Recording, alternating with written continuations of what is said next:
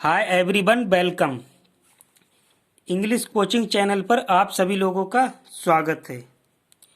आज की इस वीडियो में हम ट्रांसलेशन से रिलेटेड, अनुवाद से रिलेटेड कुछ चीज़ों जैसे टेंस, सेंटेंसों की ज़रूरत पड़ती है हमें ट्रांसलेशन में, उसको पढ़ेंगे। तो सबसे पहले हमने सेलेक्ट किया टेंस। टेंस क्या होता है? काल, समय। तो ये समय 3 प्रकार का होता है, 3 टाइप्स का होता है। फर्स्ट, नंबर 1 प्रेजेंट टेंस, वर्तमान काल जो चल रहा है। नंबर 2 पास्ट टेंस, भूतकाल जो गुजर गया। और नंबर 3 फ्यूचर टेंस, भविष्य काल जो आने वाला टाइम है। तो इसको हम जब सेंटेंस बनाएंगे टेंस, तो एक एक करके डिटेल में पढ़ेंगे। तो टेंस कितने प्रकार के होते हैं? 3। अब प्रत्येक टेंस काल के 4 रूप होते हैं, 4 प्रकार के होते हैं एक एक टेंस। इंडेफिनिट, अनिश्चित, present indefinite tense, past indefinite tense, future indefinite tense. तीनों के 4 प्रकार के होते हैं। फिर कंटिन्यूअस, अपूर्ण, present continuous tense, past continuous tense, future continuous tense. Third होता है परफेक्ट, पूर्ण, present perfect tense, past perfect tense, future perfect tense. फिर जो 3 प्रकार के टेंस है, ये 4 प्रकार के होते हैं। और लास्ट वाला होता है चौथा, परफेक्ट कंटिन्यूअस टेंस, पूर्ण और अपूर्ण, present perfect continuous tense, past perfect continuous tense, future perfect continuous tense. तो ये जो टेंस होते हैं वो 3 प्रकार के होते हैं। समय जो हमारा होता है 3 प्रकार का, जो आज चल रहा है वो प्रेजेंट टेंस, वर्तमान काल, जो गुजर गया वो भूतकाल, और जो आने वाला है भविष्य काल। फिर इसके भी 4 प्रकार होते हैं, अनिश्चित, अपूर्ण, पूर्ण, पूर्ण, अपूर्ण। तो टेंस वाइज ही हमें ट्रांसलेशन करना होती है, अनुवाद। हिंदी से इंग्लिश, इंग्लिश से हिंदी, टेंस वाइज ही अनुवाद करना होता है। तो यहाँ पर जो प्रेजेंट टेंस है, तो ये वर्तमान काल चल रहा है, इसका वाक्य सेंटेंस इस टाइप का होता है, मैं खाना बना रहा हूँ। और पास्ट टेंस में मैंने खाना बनाया था। फ्यूचर टेंस में मैं खाना बनाऊंगा, आने वाला टाइम। तो इस टेंसों को हम डिटेल में पढ़ेंगे जब अनुवाद ट्रांसलेशन करेंगे। उससे पहले हम ये जानना चाहते हैं कितने प्रकार के होते हैं, कैसे क्या। तो इस वीडियो में हम यही जान रहे हैं कि कितने प्रकार के टेंस होते हैं। अब देखते हैं नेक्स्ट, सेंटेंस। ये थे टेंस, काल, समय। समय कौन कौन से टाइम का होता है? चलने वाला समय, आने वाला समय, गुजर गया समय। अब इसके बाद सेंटेंस, वाक्य। सेंटेंस क्या होते हैं? शब्दों का ऐसा सार्थक समूह जिससे वक्ता को पूरी बात समझ में आ जाए, वाक्य सेंटेंस कहलाता है। जैसे वाक्य जो होते हैं वो 5 प्रकार के होते हैं। सेंटेंस वाक्य जो होते हैं वो 5 प्रकार के होते हैं। सबसे पहला असर्टिव सेंटेंस, विधि सूचक वाक्य। दूसरा इंट्रोगेटिव सेंटेंस, प्रश्नवाचक वाक्य। तीसरा इंपरेटिव सेंटेंस, आज्ञा सूचक वाक्य। चौथा एक्सक्लेमेटरी सेंटेंस, विस्मय सूचक वाक्य। और 5वां ऑप्टेटिव सेंटेंस, इच्छा सूचक वाक्य। असर्टिव सेंटेंस प्रत्येक के 2 प्रकार होते हैं इनके। असर्टिव सेंटेंस वो होते हैं इसमें, जैसे मैं यहाँ आ रहा हूँ। और इंट्रोगेटिव में क्वेश्चन पूछा जाता है, वह क्या कर रही है। इंपरेटिव में आज्ञा दी जाती है कि मुझे ये पानी दो, मुझे जाने दो। एक्सक्लेमेटरी में सेंटेंसों में इस टाइप से, ऐलास, आह, ये क्या हो गया, ओह वो क्या हुआ, इस टाइप के होते हैं। और ऑप्टेटिव सेंटेंस इच्छा सूचक होते हैं इस टाइप से कि ईश्वर करे तुम्हारी आयु लंबी हो। तो सेंटेंस इस टाइप के होते हैं ये। प्रत्येक के वाक्य सेंटेंस के 2 रूप होते हैं, अफर्मेटिव सेंटेंस, निगेटिव सेंटेंस, सकारात्मक वाक्य, नकारात्मक वाक्य। असर्टिव में भी अफर्मेटिव निगेटिव, और इंट्रोगेटिव में भी interrogative affirmative sentence, interrogative negative sentence. इसी टाइप से इन 5 के 2 प्रकार होते हैं। सेंटेंस अफर्मेटिव ये होता है सकारात्मक कि वो जा रही है, और नेगेटिव में वो नहीं जा रही है, ना। अफर्मेटिव को पॉजिटिव सेंटेंस भी कहते हैं। सेंटेंस वाक्य सेंटेंस कई भाग पार्ट्सों को मिलाकर बनता है। सेंटेंस जो होता है कई भाग पार्ट्सों को मिलाकर बनता है। सबसे पहला पार्ट्स होता है उसमें सब्जेक्ट, दूसरा ऑब्जेक्ट, तीसरा वर्ब और चौथा अदर वर्ड भी होते हैं उसमें। तो सब्जेक्ट क्या होता है? सब्जेक्ट हिंदी में कहते हैं कर्ता। जो कार्यों को करता है वह सब्जेक्ट कहलाता है। इसको बहुत छोटे से उसमें समझे हम एक ही लाइन में कि वाक्य के अंदर जो कार्यों को करता है वह सब्जेक्ट कहलाता है। जैसे एग्जाम्पल, मैं मेज बना रहा हूँ, इसमें मैं क्या चीज़ है? जो कार्य को करता है। तो यहाँ पर कार्य कौन कर रहा है? मैं कर रहा हूँ कार्य, मेज बना रहा हूँ। तो मैं क्या चीज़ है? सब्जेक्ट। मेज बना रहा हूँ, मेज क्या हो गई? ऑब्जेक्ट। और बना रहा हूँ जो पता बताती है, वर्ब। तो ऑब्जेक्ट भी पढ़े हम। ऑब्जेक्ट क्या है? जो कार्य होता है वह ऑब्जेक्ट कहलाता है। वह ऑब्जेक्ट कहलाता है, कर्म। ऑब्जेक्ट को हिंदी में कर्म कहते हैं। एग्जाम्पल के तौर पे मैं बर्तन बना रहा हूँ, तो मैं कौन हो गया? सब्जेक्ट, क्योंकि जो कार्य कर रहा है वो सब्जेक्ट मैं। और बर्तन क्या हो गया? ऑब्जेक्ट, कि मैं बर्तन ही तो बना रहा हूँ, और बर्तन हो गया ऑब्जेक्ट, जो कार्य हो रहा है। बना रहा हूँ पता लगा रही है, वर्ब है। वर्ब को भी देख लें हम। वर्ब क्रिया जो कार्य का पता लगाती है वह वर्ब क्रिया कहलाती है। क्रिया हिंदी में कहते हैं इसको, इंग्लिश में वर्ब। एग्जाम्पल के तौर पे वह एक कुत्ता है, तो वह कौन बता रहा है? वही तो बता रहा है, ये सब्जेक्ट हो गया। एक कुत्ता है, कुत्ता क्या चीज हो गया? ऑब्जेक्ट। और है, जो है ये बता रहा है, ये वर्ब है। और एक जो हो गया वो अदर वर्ड हो गया। जैसे subject, object, verb, other word. तो यहाँ पर जो कुत्ता है वो तो ऑब्जेक्ट हो गया, और एक जो हो गया वो एक, ये अदर वर्ड हो गया। या दो कुत्ते हैं, इस टाइप के। तो यहाँ पर 3 एग्जाम्पल हैं। अगर तीनों में हमें ये देखा जाए, यहाँ पर मैं मेज बना रहा हूँ तो मैं सब्जेक्ट, यहाँ पर मैं सब्जेक्ट, यहाँ बै सब्जेक्ट। मेज, यहाँ पर मेज बन रही है, जो कार्य हो रहा है, बर्तन बन रहे हैं, या कुत्ता है, ये ऑब्जेक्ट। और बना रहा हूँ ये पता लगा रही है, ये वर्ब। बना रहा हूँ है, ये वर्ब। तो हमें बहुत छोटी आसान भाषा में समझ में आ गया कि जो कार्य को करता है वह सब्जेक्ट कहलाता है, क्रम वाक्य सेंटेंस के अंदर। और जो कार्य होता है वो कर्म ऑब्जेक्ट कहलाता है। और जो कार्य का पता लगाती है वह वर्ब कहलाती है। तो सेंटेंस कई पार्टों को मिलाकर बनती हैं। जब हम टेंस बनाएंगे सेंटेंस, तो उसमें ये सारी चीज़, सबसे ज़्यादा इम्पोर्टेंट चीज़ें टेंस के बाद सेंटेंस, और सेंटेंस में सब्जेक्ट, ऑब्जेक्ट, वर्ब, ये बहुत इम्पोर्टेंस रखते हैं। इससे पहले हम इसको एक बार पढ़ ले रहे हैं। तो सब्जेक्ट, ऑब्जेक्ट, वर्ब, इसमें एक चीज़ और समझना है कि हिंदी में किस टाइप से होता है? हिंदी में होता है कर्ता प्लस कर्म प्लस क्रिया। जैसे वह एक कुत्ता है, तो यहाँ पर सबसे पहले वह क्या हो गया? कर्ता। और फिर एक कुत्ता, ये क्या चीज़ हो गया? कर्म। और है क्रिया। लेकिन इंग्लिश में वह एक कुत्ता की इंग्लिश कैसे बनेगी? इंग्लिश बनेगी इसकी ही माने दैट माने वह, इज माने है, और एक की आ, और डॉग माने कुत्ता। तो सबसे पहले क्या आया? सब्जेक्ट ही आ गया, सब्जेक्ट। प्लस इसके बाद क्या आया? वर्ब। इज माने है वर्ब। फिर इसके बाद प्लस डॉग यानी ऑब्जेक्ट। तो हिंदी और इंग्लिश में ये हमें समझना है कि हिंदी में कर्ता कर्म क्रिया, और इंग्लिश में कर्ता क्रिया कर्म, यानी सब्जेक्ट वर्ब ऑब्जेक्ट, इस टाइप से होता है। दैट माने वह, इज माने है, यहाँ पर सबसे लास्ट में है, यहाँ बीच में आ गया है। और क्या चाहिए? एक कुत्ता, अ डॉग, ये लास्ट में आया।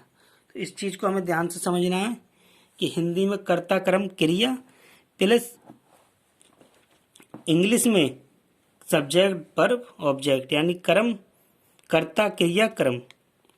तो ट्रांसलेशन हम 2 टाइप से करेंगे अनुवाद। सबसे पहले English Hindi to English, Hindi की इंग्लिश बनाएंगे। फिर इसके बाद ट्रांसलेशन करेंगे हम इंग्लिश टू हिंदी, इंग्लिश की हिंदी बनाएंगे। जब हम हिंदी से हिंदी बनाएंगे, हिंदी से इंग्लिश बनाएंगे तो हम सब्जेक्ट वर्ब ऑब्जेक्ट, और जब हम इंग्लिश से हिंदी बनाएंगे तो सब्जेक्ट ऑब्जेक्ट वर्ब, इस टाइप से पढ़ेंगे। तो ये तो हमारी समझ में आ गया होगा कि सब्जेक्ट ऑब्जेक्ट वर्ब क्या होते हैं या सेंटेंस क्या होते हैं, कितने प्रकार के होते हैं सेंटेंस, ये समझ में आ गया। अब हम आगे बढ़ते हैं नंबर। ट्रांसलेशन अनुवाद करते समय नंबर, ये भी एक बहुत इंपॉर्टेंट चीज़ होती है। नंबर वचन, वचन, नंबर इसको कहते हैं वचन, वचन।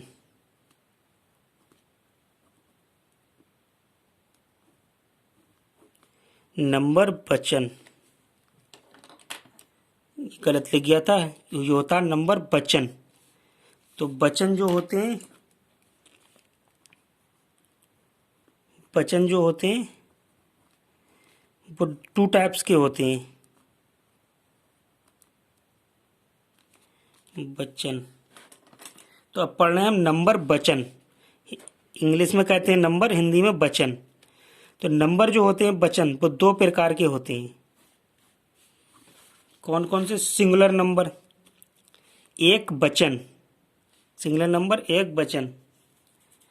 केवल एक चीज, इसकी परिभाषा क्या है? केवल एक चीज या एक वस्तु, या एक चीज या एक वस्तु सिंगल को एक ही वचन कहते हैं, को सिंगुलर नंबर कहते हैं, एक वचन कहते हैं।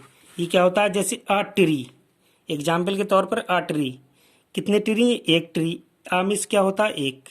एक ही पेड़ है तो सिंगुलर नंबर है।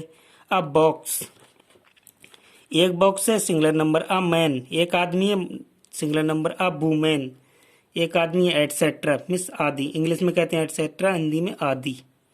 और जो हम ट्रांसलेशन करेंगे उसमें हमें कुछ चीज़ों की ज़रूरत पड़ेगी, जैसे ही, सी, इट। ही माने वह, जेंट्स, और सी माने वह, लड़की। ही माने लड़के के लिए और सी माने लड़की के लिए। एक ही एक है, इट माने ये एक। तो ही, सी, इट क्या चीज़ है? एक वचन है। और बहुवचन क्या होते हैं? प्लूरल नंबर बहुवचन। ये होते हैं एक से ज़्यादा चीज़ें या वस्तुएं होती हैं, उन्हें बहुवचन कहते हैं। जैसे मेन, मेन मीन्स बहुत से आदमी। वुमेन मीन्स बहुत से आदमी, बहुत सी औरतें। चिल्ड्रन मीन्स बहुत से बच्चे। बॉक्सेस मीन्स बहुत से बॉक्स। ट्रीज बहुत से पेड़, एटसेट्रा। और जो हम ट्रांसलेशन करेंगे उसमें हमें ज़रूरत पड़ेगा आई, आई यू बी दे। आई माने मैं, ये भी मैं हूँ, लेकिन ये आता है प्लूरल। और यू तुम बहुत से, बी हम बहुत से, दे माने बे बहुत से। तो जो प्लूरल नंबर जो होते हैं वो बहुवचन, यानी बहुत से लोग होंगे तो बहुवचन। इसको हम छोटी सी उसमें समझ लें तो सिंगल चीज़ है कोई, यानी एक लड़का है, वह एक लड़का है तो क्या चाहिए? सिंगुलर नंबर है। और वे लड़के हैं तो प्लूरल नंबर है। इसको बहुत आसान भाषा में समझा जाता है, तो इसी टाइप से समझा जाएगा कि एक वचन अगर क्या चीज़ है कि सिंगल चीज़ है तो एक वचन है, सिंगुलर नंबर है। प्लूरल नंबर है, बहुवचन है तो बहुत सी चीज़ें हैं। आई यू बी दे ये प्लूरल है और ही, सी, इट सिंगुलर है। अब नेक्स्ट देखते हैं हम पंचुएक्शन। जब हम ट्रांसलेशन करेंगे तो नंबर वचन की बहुत इंपॉर्टेंस रहेगी। वहाँ पर सिंगुलर नंबर के साथ क्या लेंगे, इसकी बहुत ज़्यादा इंपॉर्टेंस होती है। सिंगुलर नंबर के साथ क्या लेंगे, एक वचन के साथ या बहुवचन के साथ क्या लेंगे। जैसे प्रेजेंट इंडेफिनिट में डज, नेगेटिव सेंटेंसों में डज डू, सिंगुलर के साथ डज और प्लूरल के साथ डू लेते हैं। ऐसी बाज बर, बाज लेते हैं सिंगुलर के साथ, सिंगल के लिए, और बर प्लूरल के लिए। इज, आर, एम, इज लेते हैं सिंगुलर के लिए और एम, आर प्लूरल के लिए, बहुवचन के लिए। तो ये भी ट्रांसलेशन अनुवाद करते समय इसकी बहुत इंपॉर्टेंस रहेगी, बहुत ज़रूरत। अब नेक्स्ट देखते हैं हम पंचुएक्शन एंड कैपिटल्स। ट्रांसलेशन करने में हमें पंचुएशनों का भी बहुत ध्यान रखना पड़ेगा। पंचुएशन क्या होते हैं इसको एक एक करके हम पढ़ेंगे। ये बहुत सारे होते हैं, लेकिन हमें जितने की ज़रूरत पड़ेगी हमने उसमें इतने ही, इस वीडियो में इतने ही लिए हैं जितने की ज़रूरत है हमें। पंचुएशन बहुत सारे होते हैं। Punctuation and capital. सबसे पहले पंचुएशन पढ़ते हैं। पंचुएशन क्या होते हैं? जैसे साइन होते हैं। सबसे पहला है यहाँ पर फुल स्टॉप। फुल स्टॉप किस टाइप का होता है? ये एक टाइप का डॉट होता है फुल स्टॉप। इसकी परिभाषा देखी जाए तो सबसे लंबे ठहराव के लिए और शब्दों को संक्षिप्त रूप में के बाद सेंटेंस के अंत में प्रयोग किया जाता है।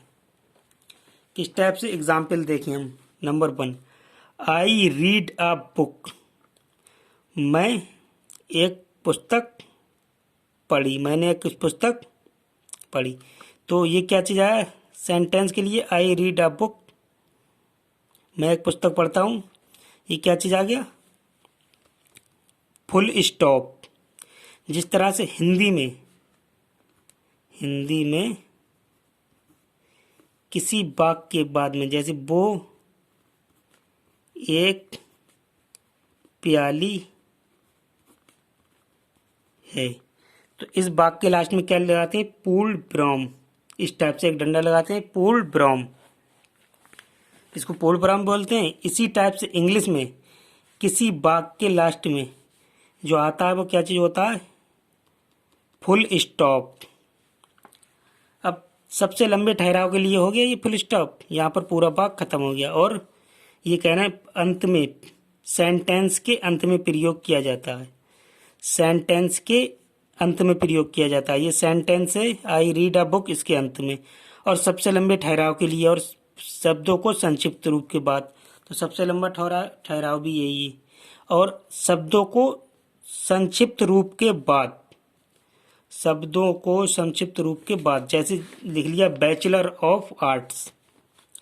बैचलर ऑफ आर्ट्स, तो यहाँ शॉर्ट फॉर्म इसकी लिखें तो B.A।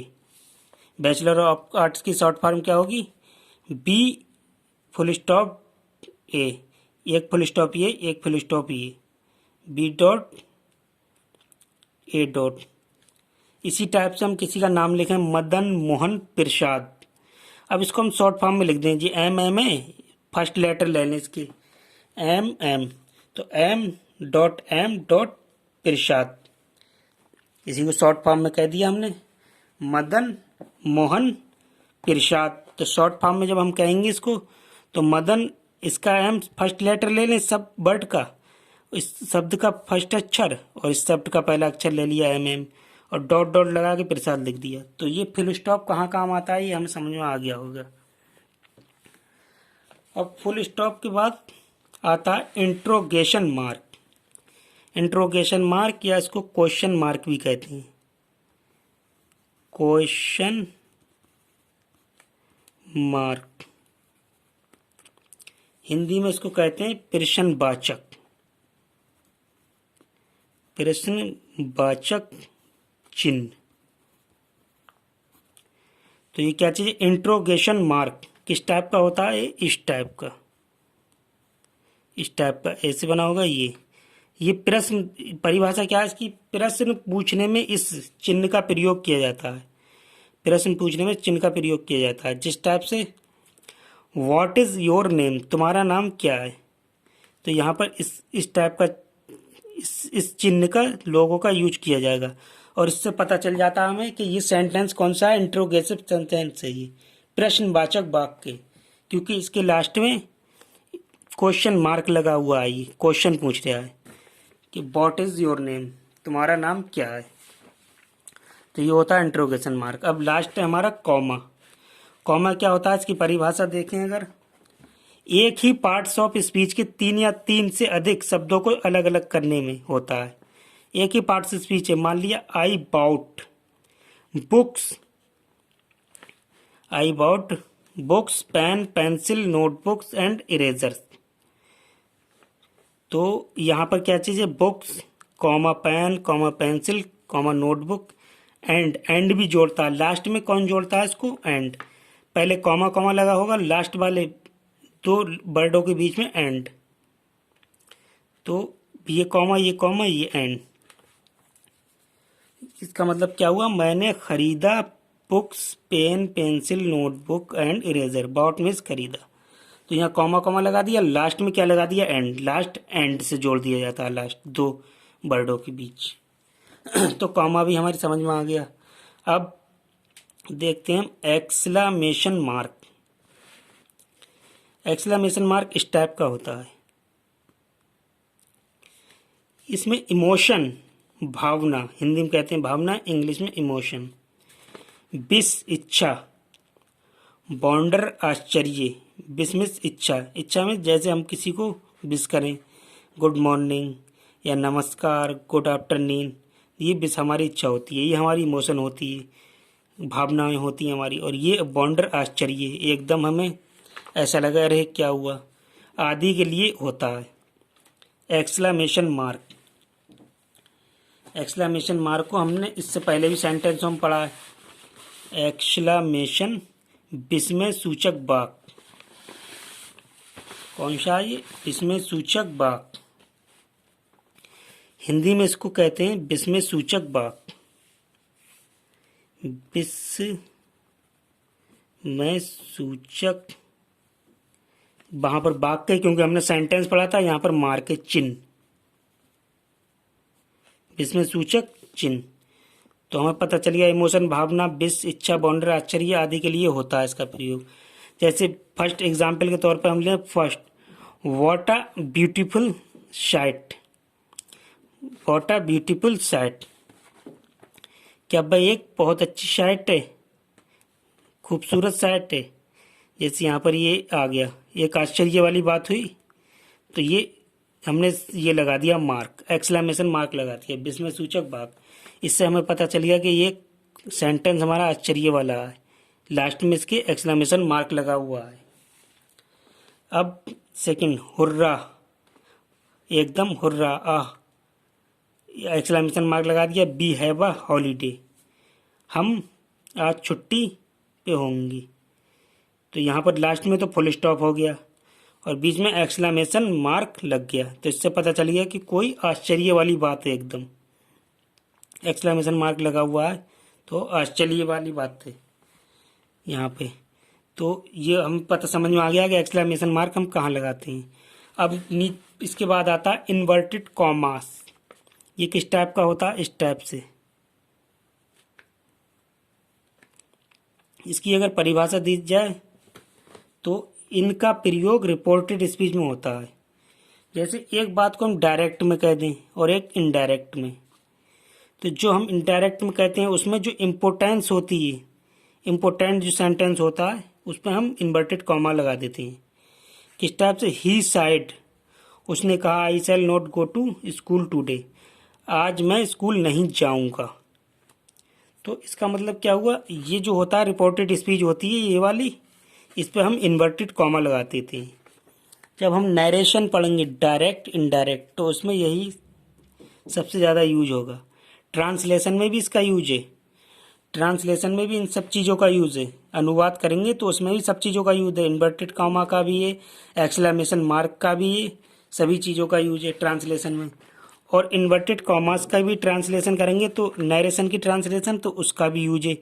और इसके अलावा हम डायरेक्ट इनडायरेक्ट नरेशन अलग पढ़ेंगे तो उसमें यूज होगा इसका। तो ये पता चल गया कि ही साइड, उसने कहा, I shall go not to go sorry I shall not go to school today, आज मैं स्कूल नहीं जाऊंगा। तो जो रिपोर्टेड स्पीच हो गई है, ये रिपोर्ट दे रहा है, तो इस पर हम इन्वर्टेड कॉमा लगा देते हैं। अब नेक्स्ट है हमारा अपोस्ट्रॉफी। अपोस्ट्रॉफी क्या होता है, नाउन को पॉसेसिव केस बनाने के लिए और अक्षर लेटर को छोड़ने पर अपोस्ट्रॉफी का यूज होता है। किस टाइप, एग्जाम्पल के तौर पर, this is a Mohan's pen, यानी मोहन का पेन है। तो हमने ऑफ तो लगाया नहीं, ऑफ की जगह पे क्या करा, अपोस्ट्रॉफी लगाया और एस छोड़ दिया, तो इसका मतलब हो गया मोहन्स का पेन है ये।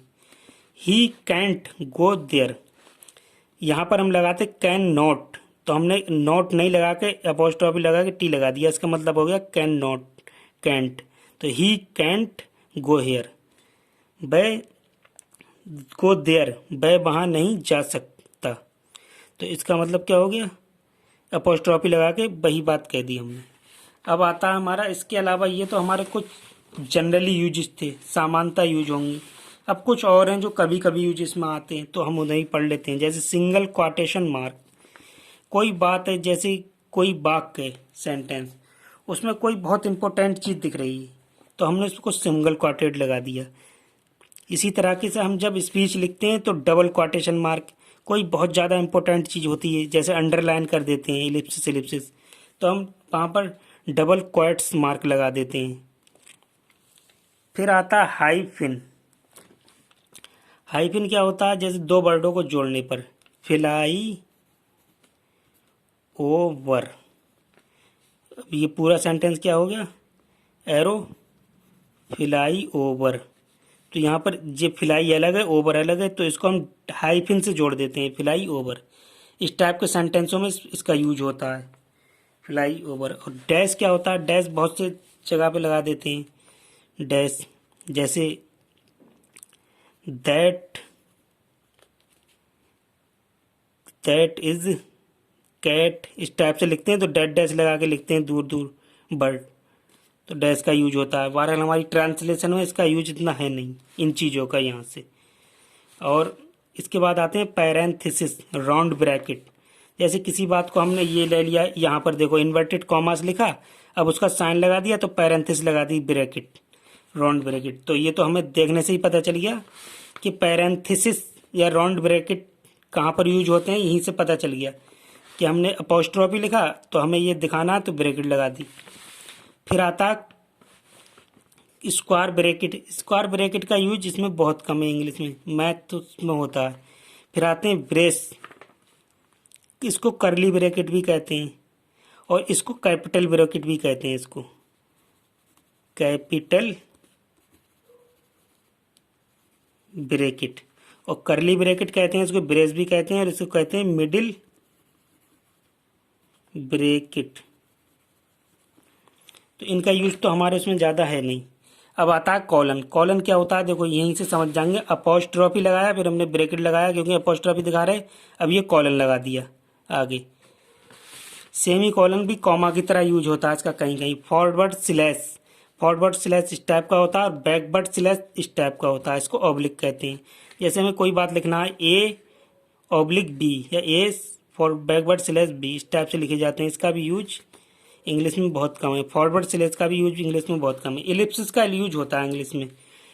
तो 18 नंबर आता है हमारा इलिप्सिस, इसका यूज होता है इलिप्सिस का हमारे इसमें ट्रांसलेशन में इंग्लिश में। इलिप्सिस जैसे हमें कोई बात है, हमें करना एक्सप्लेन, व्याख्या, तो हम जो पूरा पैराग्राफ होता है उसका फर्स्ट वर्ड ले लेते हैं 2-3, फिर इलिप्सिस डॉट डॉट करके लास्ट वर्ड ले लेते हैं, शब्द, कुछ शब्द शुरू से ले लेते हैं पैराग्राफ के और अनुच्छेद के और कुछ लास्ट, तो इलिप्सिस डॉट डॉट करके लिख देते हैं। इसका यूज है, पर इनका यूज इंग्लिश में कम है थोड़ा। ऑब्लिक, बैकवर्ड स्लैश और स्लैश का। सेमी कॉलन का यूज है, कॉमा की जगह पे जैसे कॉमा लगाया जाता है इसी तरह से सेमी कॉलन भी लगाए जाते हैं थोड़े लंबे ठहराव के लिए। Semi colon. Books, pen, semi colon, इस टाइप से। कॉलन तो हमें पता ही चल गया कहाँ लगाया, इन्वर्टेड कॉमा लिखा, ये लिखा, पैरेंथेसिस ब्रैकेट लगाया, लास्ट में कॉलन, इसके आगे इसकी वो लिखी डेफिनेशन। तो ये थे हमारे कुछ पंचुएशन थे। अब कैपिटल्स पढ़ेंगे हम, कैपिटल क्या होते हैं। देखो, the usages of capital letters, capital letter कहाँ पर लिखे जाते हैं। फर्स्ट नंबर है किसी सेंटेंस का पहला शब्द, किसी सेंटेंस का पहला शब्द कैसा लिखा जाएगा, कैपिटल में लिखा जाएगा। जैसे ही इज माई फ्रेंड, ये पूरा सेंटेंस है वाक्य, ही इज माई फ्रेंड, वह मेरा दोस्त है, यहाँ पर लास्ट में फुल स्टॉप आ गया। और सेंटेंस का जो पहला लेटर है, पहले वर्ड का पहला लेटर, किसी सेंटेंस का पहला शब्द का पहला लेटर जो होगा, पहले शब्द का पहला लेटर कैसा, कैपिटल, पहला लेटर कैपिटल में लिखा जाएगा। किसी सेंटेंस का पहला शब्द का पहला लेटर कैपिटल में लिखा जाएगा। ही में ई तो स्मॉल स्मॉल लेटर में और एच क्या कैपिटल में। तो कोई भी सेंटेंस हम लिखेंगे तो उसका पहला शब्द का पहले वर्ड का पहला लेटर पहला अक्षर कैपिटल लिखेंगे। यहाँ तक समझ में आ गया। अब आगे देखेंगे गॉड शब्द का प्रथम अक्षर, गॉड शब्द का प्रथम अक्षर ऑलवेज कैपिटल में लिखा जाएगा, कहीं पर भी इसको स्मॉल में नहीं लिख सकते। और उसके लिए प्रयुक्त सभी प्रोनाउंस का प्रथम अक्षर। अब इसके लिए हम कोई सा भी प्रोनाउन यूज करेंगे उसके लिए भी सारे प्रोनाउन का प्रथम अक्षर कैपिटल ही लिखेंगे। आई और ओ सदैव कैपिटल में ही लिखे जाते हैं। अगर हमें कहीं सेंटेंस में कहीं ज़रूरत पड़ रही है आई और ओ की तो ऑलवेज कैपिटल में ही लिखे जाएंगे ये। हेडलाइन हेडिंग्स का प्रत्येक शब्द। अब देखो सेंटेंस का, इसमें यहाँ पर हमें डिफरेंस समझना है दोनों में। सेंटेंस का पहले शब्द का पहला अक्षर और हेडिंग के प्रत्येक शब्द का पहला अक्षर। जैसे द, इसमें एच और ई स्मॉल है और पहला शब्द टी कैपिटल है। यूज यू कैपिटल है, एस ई स्मॉल है। ऑफ के बाद ये तो वो हो गया of other word. Capital capital में सी कैपिटल है, बाकी ओवरऑल स्मॉल है। लेटर में एल प्रथम कैपिटल है और स्मॉल है। तो हमें ये ध्यान रखना है हेडिंग के प्रत्येक शब्द का पहला अक्षर कैपिटल में लिखना है। इसके बाद आर्टिकल होते हैं कुछ, जैसे इनडेफिनिट आर्टिकल अनिश्चित आर्टिकल, जैसे ये लिखते हैं एन ए। तो एन कहाँ लेते हैं हमें पता है। बॉबिल अगर कोई है, जैसे किसी शब्द का बॉबिल है पहला अक्षर, इग इग में पहला अक्षर ये बॉबिल, तो हम इसके आगे एन ले लेंगे। आवर ये है तो आवर एच क्या चीज़ है कंसोनेंट से, पर आवाज़ यहाँ से किसकी निकल रही है बॉबिल की आ की, तो इससे पहले हम एन ले लेंगे। ए कहाँ लगाते हैं कंसोनेंट्स, जैसे मैन भाई एक आदमी है तो आ मैन एक के भी लिए लगता है और कंसोनेंट से आगे ए लगता है। बॉय अब बॉय। अच्छा दा का प्रयोग क्या किया जाता है। दा का प्रयोग विशेष शब्दों के लिए होता है, जैसे the world, particular, the match, the pleaser. और दा को टू टाइप से पढ़ते हैं हम, आवाज दा की दो टाइप से निकालते हैं। एक तो दी निकालते हैं, दी कहाँ निकालते हैं जब बॉबिल हो, पहला वर्ड किसी भी शब्द का पहला वर्ड बॉबिल हो, जैसे ओ बे, इससे पहले दा निकालेंगे तो दी निकालेंगे। और दा कहाँ पढ़ेंगे, दा का आवाज कंसोनेंट से पहले, जैसे the match, the obey the match.